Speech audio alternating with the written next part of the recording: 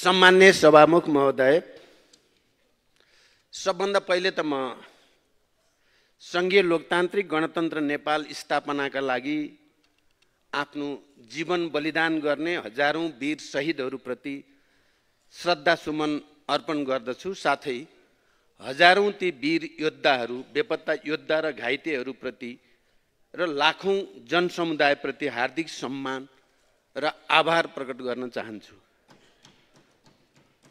इतिहासका विभिन्न कालखण्डका ती गौरवपूर्ण बलिदानलाई आज हामी सबैले अझ विवेक र कृतज्ञताका साथ स्मरण गर्नुपर्ने भएको छ, किनकि त्यो शहादतबाट प्राप्त जनताका उपलब्धिमाथि अहिले प्रतिगमन र प्रतिक्रान्तिको तरबार चलाउने सपना देखिँदैछ। त्यसकारण हामीले विशेष रूपले स्मरण गर्न जरुरी छ। जनताको बलिदानपूर्ण लामो सङ्घर्षबाट प्राप्त उपलब्धिलाई उल्ट्याउने कोसिस हुँदैछ। म आज विशेष समय लिएर आम नेपाली जनतालाई यो भन्न सम्मानित रोस्टममा उभिएको छु कि अब हामीले एकातिर सरकारका गलत क्रियाकलापका विरुद्ध र अर्कातिर प्रतिगामी चलखेलका विरुद्ध एकैसाथ जुझ्नुपर्ने विशिष्ट स्थिति सिर्जना भएको छ। सरकारको व्यथिति, अविवेक र असफलताले जनतामा व्यवस्थाप्रति नै मोहभङ्ग बढाउँदै लगेको छ। 8 महिना अघिसम्म देशमा त्यस्तो ठुलो असन्तोष थिएन। माइतीघर मण्डला पनि लगभग खाली हुँदै थियो। तर आज मिटर ब्याज पीडितले सिडिओ अफिस भित्रै आत्महत्या गर्न खोजेका समाचार पढ्नु परेको छ। गुठी पीडित जनता 100 किलोमिटर छिचोलेर आफ्ना पीडा सुनाउन काठमाडौँ आइपुगेका छन्। लघुवित्त पीडितका समस्या अझ बल्झिएका छन्। सहकारी पीडित थप पीडित भएका छन्। देशभरका सामुदायिक विद्यालयका शिक्षक चक र डस्टर छाडेर राजधानी केन्द्रित आन्दोलनमा उत्रिएका छन्। दुग्ध उत्पादक किसान हुन् वा तरकारी उत्पादक, निर्माण व्यवसाय हुन् वा उखु किसान, दलित हुन् वा महिला, म सबैलाई आज आन्दोलनमै देखिरहेको छु। मलाई लाग्छ हामी सबैले स्थिति अलि जटिल छ भन्ने महसुस गरेकै छौँ। सरकारमा बसेका साथीहरूलाई मेरो प्रश्न छ, हरेक वर्ग र समुदायले अब आन्दोलन बाहेक अरू विकल्पै देख्न छाडेको हो? सरकारले जनतासँग संवाद गर्ने सामर्थ्य गुमाएको हो कि संवाद गर्नै नचाहेको हो? जनताको नजरमा सरकारको विश्वसनीयता र सरकारसँग संवादको औचित्य नै समाप्त भएको हो? सरकारको विश्वसनीयता सकिएकै देखेर आज पुरातनपन्थी राजतन्त्रवादी हौसिएका छन्। वर्षौंसम्म बन्द कोठामा समेत राजतन्त्र पुनर्स्थापनाको सपना देख्न डराएकाहरू आज सडकमै ओर्लिएका छन् र सडकबाटै राजतन्त्र पुनर्स्थापनाको चुनौती दिन थालेका छन्। राजावादीहरूको यो चहल पहलका पछाडि सङ्गठित प्रयास छ भन्ने कुरा हामीलाई थाहा छ। यसमा देशभित्र र बाहिरका चलखेल पनि मिसिएका छन्। तर म के भन्न चाहन्छु भने यसकालका चलखेल आज मात्रै भएका होइनन्। नेपालमा यस्ता चलखेलहरू हिजो पनि थिए, अस्ति पनि थिए। तर अहिले चाहिँ यो अचानक वृद्धि किन भयो? प्रश्न मुख्यतः यहाँ रहेको छ। पछिल्ला 8 महिनामा सत्तामा रहेका पार्टीहरूले प्रदर्शन गरेका शासकीय शैली र त्यसबाट उत्पन्न असन्तोष नै यसको मूल कारण हो भन्ने बुझ्न अब कठिनाइ छैन। सभामुख महोदय, आज म ठुलो जिम्मेवारीका साथ सँगसँगै चेतावनीका साथ पनि भन्न चाहन्छु, नेपालको शान्ति प्रक्रिया मात्र होइन, गणतन्त्रको इतिहास पनि बडो मौलिक र निकै उदार रहेको छ। संसारभरिको गणतन्त्रको इतिहासमा राजतन्त्रको रगतले लेखिएका थुप्रै उदाहरण भेटिन्छ, तर नेपाल त्यसको अपवाद बन्यो। हामी सबैलाई राम्रोसँग जानकारी छ। त्यो हाम्रो मौलिकता, हाम्रो उदारताको एउटा प्रमाण थियो। पूर्व शाही परिवारमाथि हिंसाको कुरा त परेको कुरा हो, निर्वासन समेत नतोकी पूर्व राजालाई तत्कालका लागि सुरक्षित बस्ने ठाउँ समेत दिएर नेपालमा गणतन्त्रको इतिहास लेखिएको हो भन्ने कुरा हामी कसैले बिर्सिन हुँदैन। यो इतिहास क्रान्तिको मजबुरी थियो भन्ने भ्रम कसैलाई लागेको छ भने त्यो निकै ठुलो भ्रम मात्रै हुनेछ र यसले उदारतालाई कमजोरी ठानियो भने इतिहास फेरि निकै निर्मम भएर प्रस्तुत हुन सक्छ भन्ने कुरा हामी सबैले हेक्का राख्न जरुरी छ। गणतन्त्रका लागि यो देशका लगभग हरेक ढुङ्गामा जनताको रगत बगेको छ, हामी कसैले नबिर्सौँ। क्रान्तिको इतिहास पढ्नुहोस्, गणतन्त्रको जग कति फराकिलो छ। सीमित माओवादीले उठाएको बन्दुकको कारण होइन, गणतन्त्र यो देशका सबैभन्दा सीमान्त वर्ग, जाति, क्षेत्र, लिङ्ग, समुदाय समग्रको त्याग र बलिदानको परिणामको रूपमा आएको हो। यो हेक्का हामी सबैलाई रहोस्। सार्वभौम भइसकेको नेपाली जनता फेरि रैती हुन्छन् भनेर सोचियो भने त्योभन्दा ठुलो भ्रम अरू केही हुनै सक्दैन। हिजो गणतन्त्र माग्दा टाउकाको मोल तोकिएको थियो राजतन्त्र अन्तर्गत। अहिले राजावादी साथीहरू सम्मानित संसदमै हुनुहुन्छ। लोकतन्त्र र राजतन्त्रको तुलना हुनै सक्दैन भन्ने कुराको योभन्दा राम्रो उदाहरण अरू केही हुन सक्छ र? एउटा विचारका रूपमा राजतन्त्रसँग मेरा असहमति छन्, तर म लोकतान्त्रिक हकको सम्मान गर्दछु। 106 वर्ष अघि राजतन्त्र समाप्त भएको रुसमा अझै राजतन्त्रवादी पार्टी अस्तित्वमा छन्। अझै फ्रान्समा अन्तिम राजतन्त्र सकिएको 175 वर्ष भयो, अझै पनि त्यहाँ राजतन्त्र फर्काउन चाहने पार्टीहरू अस्तित्वमा छन्। सर्बिया, बुल्गेरिया, इरान, अफगानिस्तानमा पनि राजावादीहरूको ससानो उपस्थिति अहिले पनि देखिएकै छ। राजावादीहरूलाई मेरो आग्रह छ, लोकतन्त्रभित्रै आफ्नो ठाउँ खोज्नुहोस्, हामीलाई आपत्ति छैन। लोकतन्त्र जति प्रचण्डको हो त्यति नै व्यक्ति ज्ञानेन्द्र शाहको पनि हो भन्ने मान्यता हामी सबै राजनीतिक दलहरूले राखेका छौँ र हाम्रो संविधानले त्यो मान्यता स्थापित गरेको छ। यो कुरालाई कमजोरी नठानियोस्।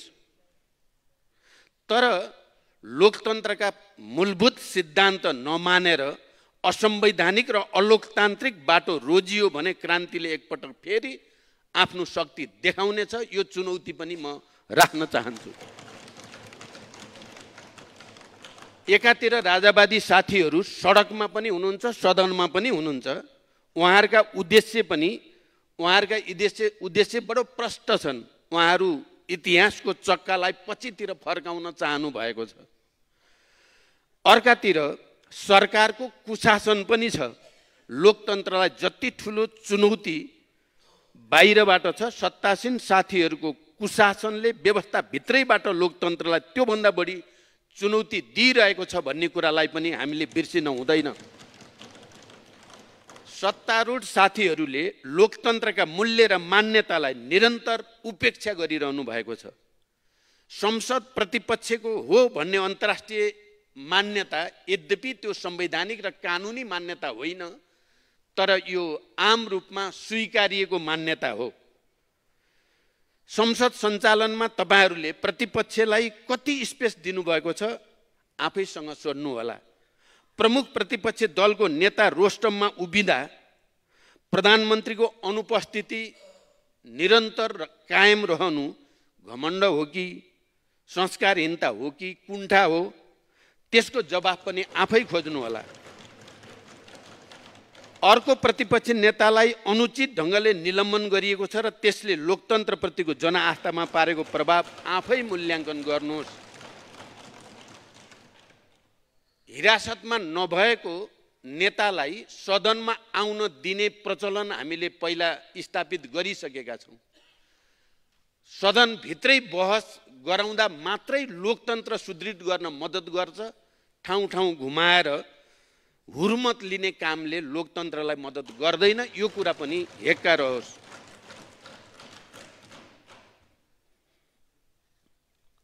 बिचौलियाका हितका लागि धमाधम अध्यादेश ल्याउने सरकार संघीयता कार्यान्वयनसँग जोडिएका संसदमा विचाराधीन विधेयक अघि बढाउन किन अनिच्छुक देखिएको हो? गम्भीर प्रश्न छ। संघीय निजामती विधेयक जो मैले आफ्नो प्रधानमन्त्रीत्व कालमा धेरै मेहनत गरेर सदनसम्म ल्याइ पुर्याएको छु, विद्यालय शिक्षा विधेयक लगायत अहिले पनि सरकारकै कारण अगाडि बढिराखेका छैनन्। यो आफैमा गम्भीर विषय छ। आज प्रतिगमनतिरको मनोबल बढेको छ भने सरकारका स्वेच्छाचारी र गलत गतिविधिले गर्दा नै बढेको छ भन्ने कुराको हेक्का राखिएन भने आउने दिन अझ गम्भीर, जटिल र चुनौतीपूर्ण हुन्छन् भन्ने कुरा विचार गर्न जरुरी छ। कसैको तस्बिर छापिएकै टी सर्ट लगाएकै कारण सरकारले नागरिकलाई नियन्त्रणमा लिइरहेको छ। लोकतन्त्रमा सरकारले राख्छ त्यस्तो हक? हिजो राजा महाराजा नै पुरै सडक खाली गरेर सवारी चलाउने सनक चढ्छ हाम्रा प्रधानमन्त्रीजीलाई। लोकतन्त्रले के यो राजसी ठाट स्वीकार गर्छ? सत्तारूढ पार्टीका कार्यकर्ताले आम नागरिकता परेको कुरा वर्दीधारीलाई नै आक्रमण गर्छ, तर तिनलाई कारबाही हुँदैन। यस्तो दण्डहीनताले लोकतन्त्रप्रति जनताको भरोसा बढाउँछ या जनताको वितृष्णा बढाउँछ? हेक्का राख्नुपर्ने विषय हो। मैले पटक पटक भनेको छु, आज हामी सबै जनताको अत्यन्त सधन निगरानीमा छौँ। तर तपाईहरूले जनचाहनालाई बारम्बार उपेक्षा गरिरहनु भएको छ। पछिल्ला 8 महिना तपाईहरूले लोकतन्त्रलाई गङ्गा नदी जस्तो बनाइदिनु भएको छ। एक अर्कालाई चोख्याएर नक्काली भुटानी शरणार्थी काण्ड धुनुभयो गङ्गा नदीमा, तर फोहोर भयो लोकतन्त्र।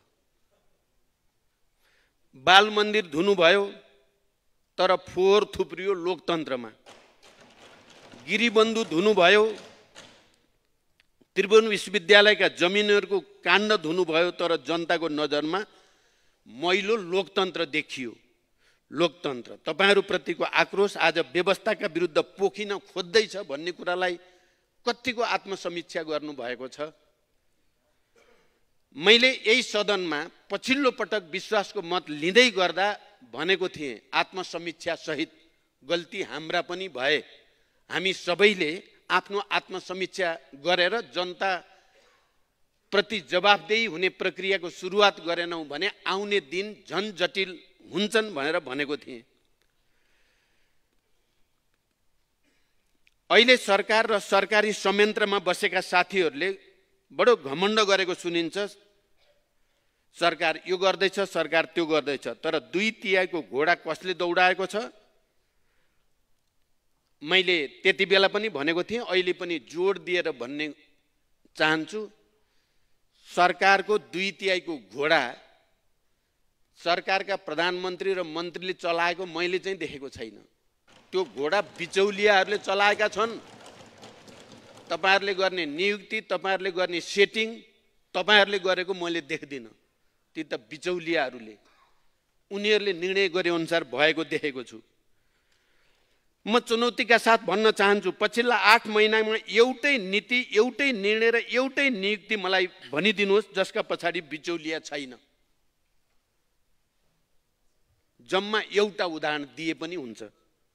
तपाईहरूका संयन्त्र, समिति, बैठक यी सबै नाटक जस्ता मात्र देखिएका छन्।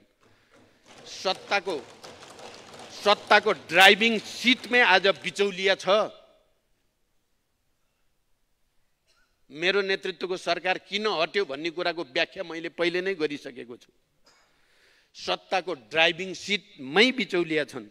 बिचौलियाको आँट र शक्तिले आज इमान्दार व्यवसायलाई विचलित बनाएको छ। भोलि तपाईहरू आफै विचलित हुनुहुनेछ। यो सरकार ठुलो राजनीतिक बलमिचाइ र संविधानको अपहेलनाबाट बन्यो। लोकतन्त्रको सिधा अपहेलना गरियो। जनता झस्केकै त्यही बिन्दुबाट हो भन्ने कुरा म सरकारमा भएका प्रमुख पार्टीका नेता साथीहरूलाई गम्भीरतापूर्वक समीक्षा गर्न अनुरोध गर्न चाहन्छु। तपाईहरुले एकातिर त सदनभित्रको पहिलो र दोस्रो पार्टीको गठबन्धन बनाएर सदनभित्रबाट बहस र सङ्घर्षबाट सरकारको विकल्प बन्न सक्छ भनेर जनताले आश गर्ने ठाउँ सिद्ध्याइदिनु भयो तपाईहरुले। निरङ्कुशता हुन्छ अब भन्ने कुरा स्थापित गरिदिनु भयो तपाईहरुले। पहिलो कुरा त यस्तो सामान्य त लोकतन्त्रमा हुँदैन भन्ने कुरा तपाईहरुले थाहा नपाएको होइन, थाहा पाई तपाईहरुले गर्नुभयो। जनता त्यही बिन्दुबाट तपाईहरुसँग नराम्रोसँग झस्किएको छ। अस्तिको राजावादीहरूको जुलुसबाट मात्रै होइन, तपाईहरुलाई थाहा छ म र मेरो पार्टीको नेतृत्वको टिम अहिले हुलाकी राजमार्ग केन्द्रित एउटा जागरण अभियानमा छौं। झापाबाट सुरु गरेर हामी रौतहटसम्म आएर यसलाई केही दिनको लागि स्थगित गरेर हामी छिटै जाँदैछौँ। फेरि त्यसमा त्यहाँ हामीले जे देख्यौं जनतामा सरकारप्रति बिल्कुल विश्वास छैन, अविश्वास छ। जनता विकल्प खोज्नेतिर लागिराखेको छ र हामीले यी कुराहरू भन्दा जनतामा एउटा भरोसा, एउटा आशा जागेको पनि हामीले देख्यौं। एकातिर संख्या छ तपाईहरुसँग 2/3, यो 2/3 चाहिँ बडो खतरनाक हुने लक्षण देखिँदैछ। तपाईहरुलाई 2/3 भनेर ढुक्क देखिनु भएको छ।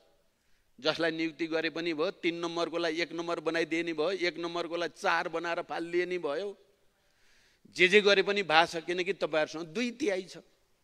तर यो 2/3 नै नेपालको लोकतन्त्रको लागि, नेपालको संघीय लोकतान्त्रिक गणतन्त्रको लागि घातक हुने त होइन भन्ने प्रश्न जनताको मनमा जन्मिसकेको छ।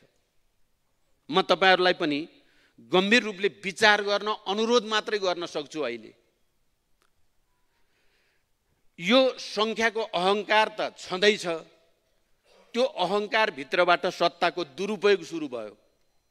प्रतिपक्ष र जनताको रचनात्मक खबरदारीलाई सरकारले कुनै भाउ नदिएकै कारण आज जनता सडकमा ओर्लिने अवस्था आएको छ र तपाईहरुलाई लागेको होला हामीसँग 2/3 छ, कसले के गर्छ। अहिले भर्खरै राप्रपाको मान्य सदस्यले बडो चुनौतीका साथ र आत्मविश्वासको साथ भनिसक्नु भयो, हेर्दै जानुस् पुरै नेपाल के हुन्छ। यसबीचमा तपाईहरुले पटक पटक लोकतन्त्रको लक्ष्मण रेखा नाग्ने गर्नुभएको छ।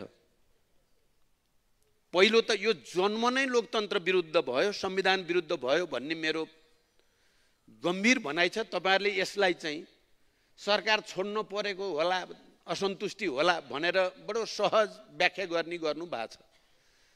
जबकि पहिलो र दोस्रो पार्टी मिल्ने कुरा नै लोकतान्त्रिक मूल मर्म विपरीत छ। सदन भित्रको विकल्पलाई रोक्ने उद्देश्य छ। दोस्रो कुरा, मैले विश्वासको मत लिन अगाडि बढिसकेपछि संविधान त सरकार सबभन्दा ठुलो पार्टीको नेतृत्वमा बन्नै पर्थ्यो। तपाईहरुले त्यहाँ बलमिचाइ गर्नुभयो, जबरजस्ती गर्नुभयो। संविधानमा ब्ल्याक एन्ड व्हाइटमा लेखिएको प्रावधानलाई मिचेर भए पनि सरकार चाहिँ बनाइ छाड्ने गर्नुभयो। त्यही बिन्दुबाट तपाईहरुले लोकतन्त्रमाथि नराम्रोसँग प्रहार गरेको जनताले महसुस गरेको छ।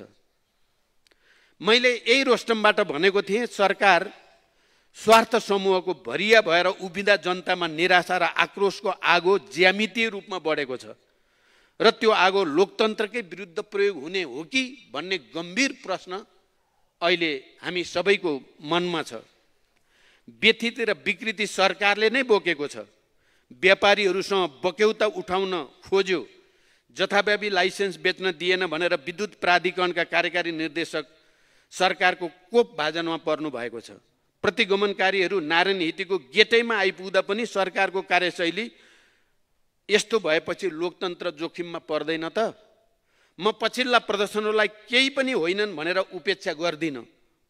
सत्तामा रहेकाहरूलाई भन्न चाहन्छु, तपाईहरू पनि यसको निम्ति भागीदार हुनुहुन्छ। विदेशी षड्यन्त्र होलान्, विगतमा पनि हामीले देख्ने गरेका हौं। अहिलेकै अस्तिको प्रदर्शनमा नि हामीले देख्यौँ को फोटो टाँसिए इत्यादि इत्यादि। तर म त्यसलाई पहिलो ठान्दिनँ, त्यो मेन कुरा हो भन्ने मलाई लाग्दैन।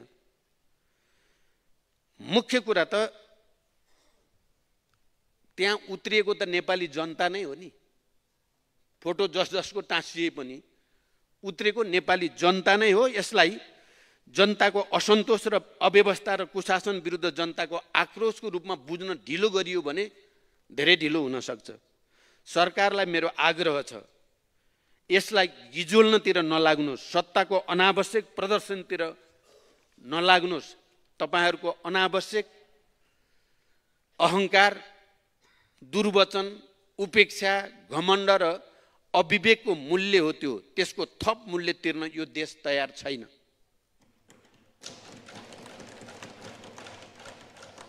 आजको लोकतन्त्र 7 राजनीतिक दल र माओवादी बीच सहकार्यको परिणाम हो। संविधानको अभिन्न अङ्ग बनेको शान्ति सम्झौताको एउटा हस्ताक्षरकर्ताको नाताले म भन्न चाहन्छु, यो संविधानले नै त्यसलाई अभिन्न अङ्ग मानेको छ। त्यसको एउटा हस्ताक्षरकर्ता गिरिजाप्रसाद कोइरालाले जीवनका अन्तिम क्षणमा हस्पिटलमा मेरो हात समातेर संविधान र लोकतन्त्र तपाईको जिम्मा भनेको सुन्ने साथीहरू यही संसदमा हुनुहुन्छ। उहाँलाई दिएको वचनलाई साक्षी राखेर म यो संसदलाई विश्वास दिलाउन चाहन्छु, प्रतिगमन सफल हुन दिइने छैन। जुनसुकै राजनीतिक दल समर्थक भए पनि गणतन्त्र प्राप्तिको सङ्घर्ष र क्रान्तिका सबै महान शहीदहरूको सपनाको जिम्मा लिन म तयार छु। 12 बुँदे समझदारीदेखि शान्ति सम्झौता तपाईहरुले अलिकति आत्मसमीक्षा गरिदिनु भयो र संसद भित्रै विकल्प हुन सक्छ भन्ने मान्यतातिर अगाडि बढिदिनु भयो भने त्यो धेरै ठूलो कुरा हुनेछ।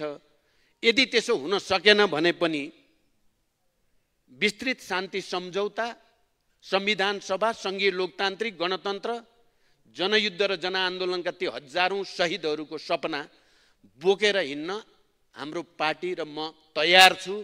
म यो विश्वासको साथ तपाईहरुलाई राख्न चाहन्छु। तपाईहरु जतिसुकै विचलित भए पनि मलाई विश्वास छ नेपाली कांग्रेस भित्र पनि नेकपा एमाले भित्र पनि इमानदार देशभक्त र लोकतन्त्रवादीहरू प्रतिगमनको पक्षमा कोही पनि हुने छैनन्। देशभरिका लोकतान्त्रिक शक्तिहरूको साथ दिएर हामी प्रतिगमन त रोक्नेछौँ, तर सत्तारूढ साथीहरू कहिले सुध्रिनुहुन्छ? 2/3 अहङ्कारमा तपाईहरुले दौडाएको कुशासनको घोडा नै आज लोकतन्त्रमाथिको सबभन्दा ठूलो संकट बन्दैछ। यो संकटको सामना गर्न सबभन्दा पहिला ठूलो जिम्मेवारी सत्तारूढ दलहरूकै हुन आएको छ। तपाईहरुसँग 2/3 छ यहाँ भित्र। यो 2/3 अहङ्कारले लाखौं जनतालाई सडकमा पुर्याउँदैछ। यसको आत्मसमीक्षा गर्नु होला। तपाईहरुले आत्मसमीक्षा गरेर लोकतन्त्र सुदृढ गर्नेतिर तपाईहरुका कदम अगाडि बढेमा हाम्रो साथ हुनेछ। यही विश्वास सहित मेरो भनाइ टुङ्ग्याउँछु। धन्यवाद। अभिवादन।